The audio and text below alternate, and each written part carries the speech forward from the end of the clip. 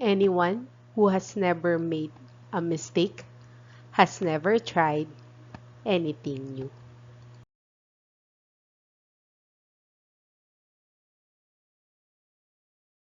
So let's learn and enjoy mathematics.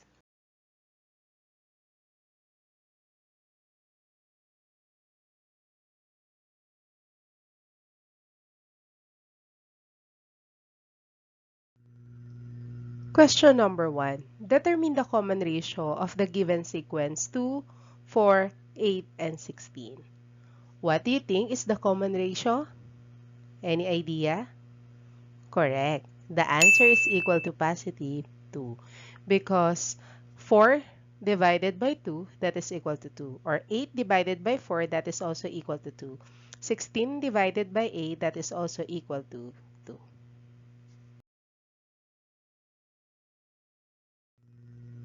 How about number 2? Determine the common ratio of the given geometric sequence 5 over 7, 5, 35, and 245. What do you think is the common ratio? Correct. The answer is equal to 7 because 35 divided by 5 is 7. 245 divided by 35, that is also equal to 7. Or 5 all over 5 over 7, that is also equal to 7.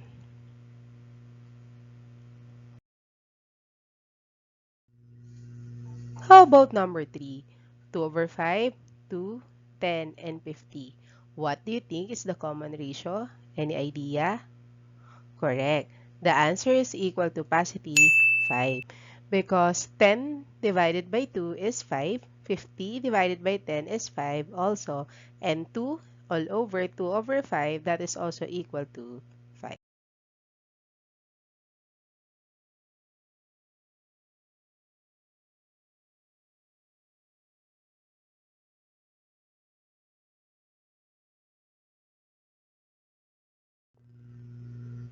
Let's do it about the geometric sequence.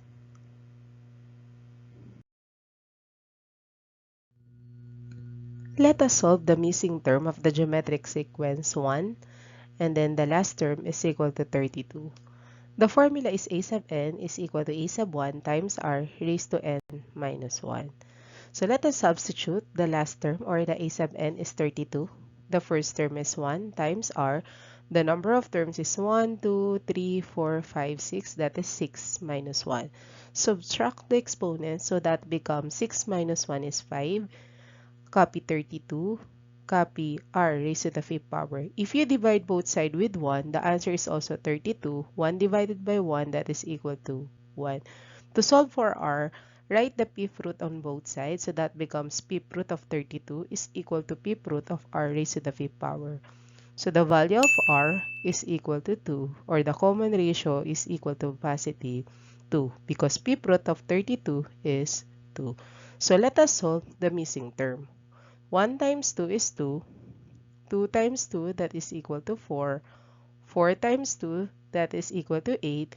8 times 2, that is 16. It means the missing terms of this geometric sequence are 2, 4, 8, and 16.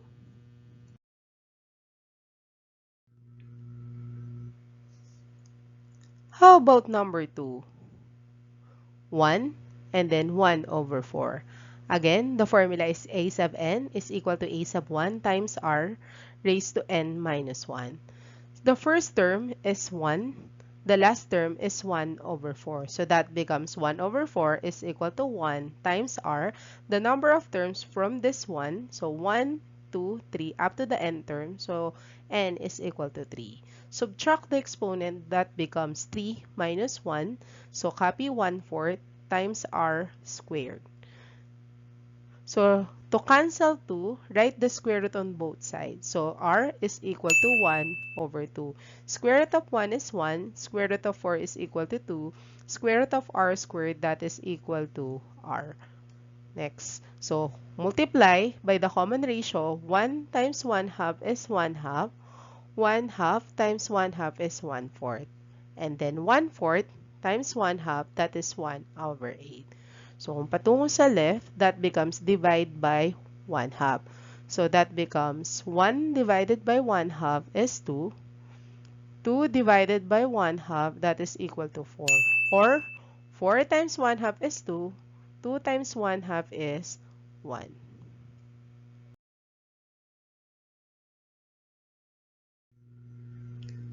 Solve the missing term of this geometric sequence, 5, and then the last term is equal to 405. Again, the formula to be used is a sub n is equal to a sub 1 times r raised to n minus 1. So the last term is equal to 405. The first term is 5 times r. The number of terms is 1, 2, 3, 4, 5. So n is 5 minus 1. Subtract the exponent, that becomes 4. Copy 405, copy 5, r raised to the fourth power. To cancel 5, divide both sides with positive 5. So that becomes 405 divided by 5 is 81. 5 divided by 5, that is equal to 1. To cancel, to make r, to cancel 4, write the fourth root from left and right. So that becomes fourth root of 81 is equal to fourth root of r to the fourth. So the value of r, or the value of the common ratio, is equal to positive 3. Because 3 times 3 is 9, 9 times 3 is 27, 27 times 3, that is equal to 81. So the common ratio is equal to 3. If 5 going to left, that is 5 divided by 3, so that becomes 5 over 3. So if left going to right, so 5 over 3 times 3, that is equal to 5. 5 times 3 is 15. 15 times 3 is 45. 45 times 3, the answer is equal to 135. So the missing term of this geometric sequence is 5 over 3, 15, 45, and 135. Let us practice what you have learned.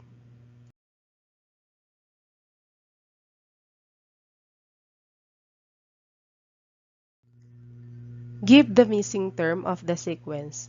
The first term is 1/4. The third term is equal to 4. I give you 15 seconds. Go.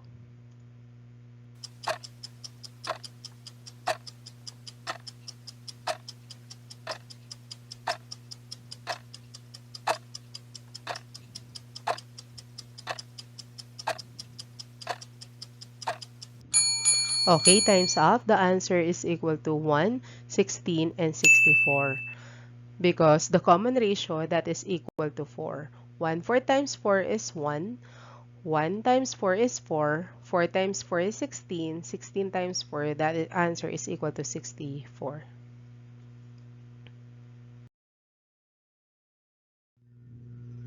How about number 2? Solve the missing term of the sequence 4, and the last term is 500. I give you 15 seconds. Go.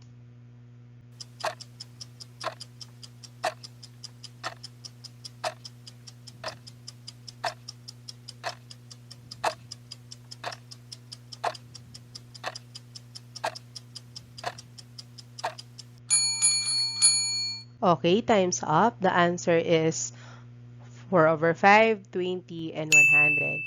Because the common ratio, that is equal to 5. So 4 over 5 times 5 is 4. 4 times 5 is 20. 20 times 5 is 100. 100 times 5 is 500.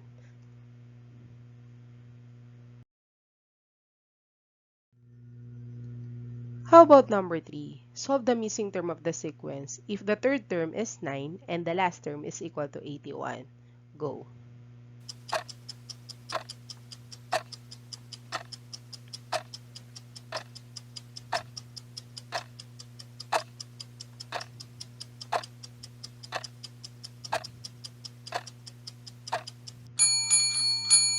Okay, time's up. The answer is 1, 3, and 27. Because the common ratio, that is equal to 3. 1 times 3 is 3. 3 times 3 is 9. 9 times 3 is 27. 27 times 3, that is equal to 81.